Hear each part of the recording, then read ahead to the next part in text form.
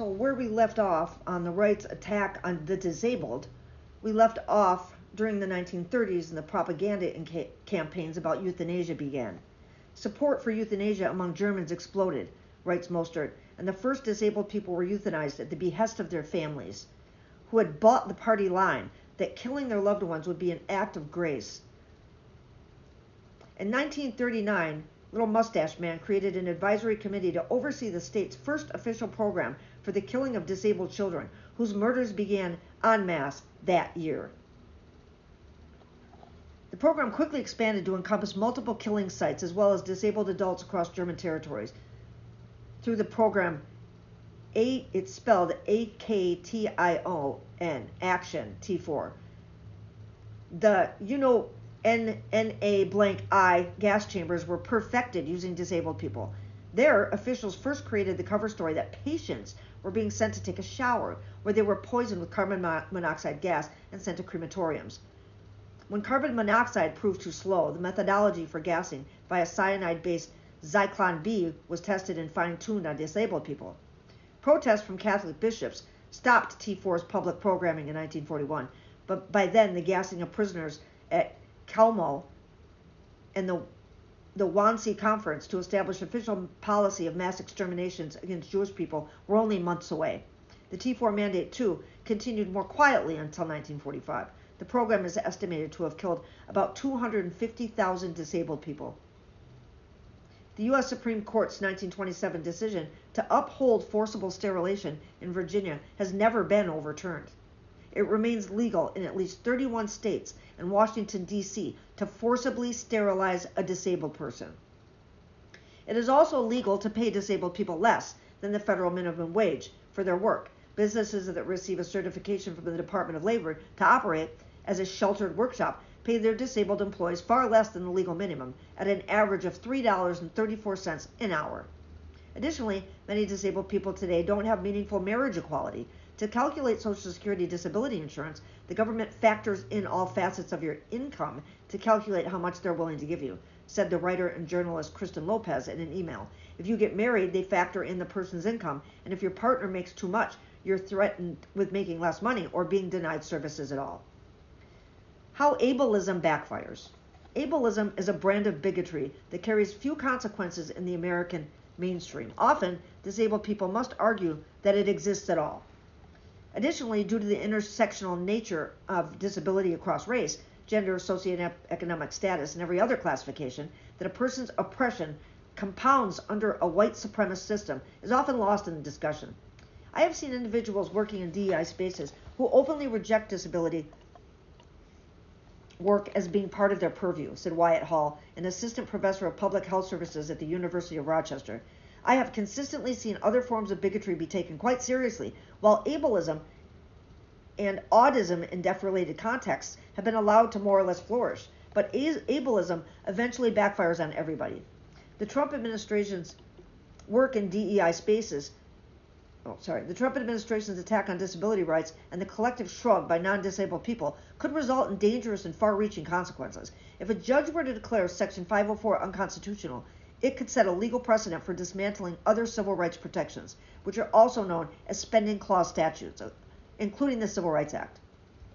There are also other spending clause statutes that cover race and sex discrimination, so any attack around spending clause may affect these other statutes down the road, said Claudia Center, the legal director of the Disability Rights Education and Defense Fund, an online community briefing in February. Secure change through activism. There is a long history of skilled, effective activism by disabled people to leverage non-disabled people's discomfort around disability in the fight for equal rights and legal protections. Judy Heumann and fellow disabled activists first secured the signatures of Section 504 in 1977 by staging sit-ins across the country. The 26 days in San Francisco's Health Education and Welfare Office remains the longest occupation of a government building in U.S. history. Members of the grassroots organization ADAPT have often used their wheelchairs to create blockades and protests of inaccessible transportation conditions in nursing homes and other disability-centric causes. forcing security and police officers to contend with the logistics and fears of interacting with disabled bodies. Good for them. In 1988, the Deaf President Now protests at Gallaudet universities, students took advantage of the misconception of disabled innocence and hot-wired school buses to block university gates, shutting down the school until their demands for self-determination, a deaf university president majority deaf board, were met. As we're seeing with the Republicans' attempt to eliminate Section 504, the activism of the 70s is still needed, said Lopez, the writer and journalist, referencing the physical and disruptive nature of those historic protests. Many battles are already being waged in the legal system, with disabled and non-disabled lawyers and organizations like the National Education for the Deaf, ACLU, and Disability Rights Education and Defense Fund working together on legal filings as pushback. Outside the courtroom, activists are running public awareness campaigns on social media, encouraging people to call their representatives and attorneys general. The most practical thing that non-disabled people can do is stay informed and recognize the power of their voice, said a disability advocate and founder of educational advocacy organization Fighting for My Voice. In our current climate, the last thing those in power want is for people to understand the impact of their advocacy. Contact your representatives, show up at school board meetings, and support disabled-led organizations. Call out policies that harm disabled people. Your voice matters more than you want to believe. Both Lopez and Levin noted that the importance of including disability rights in broader coalitions seeking to push back against the current administration.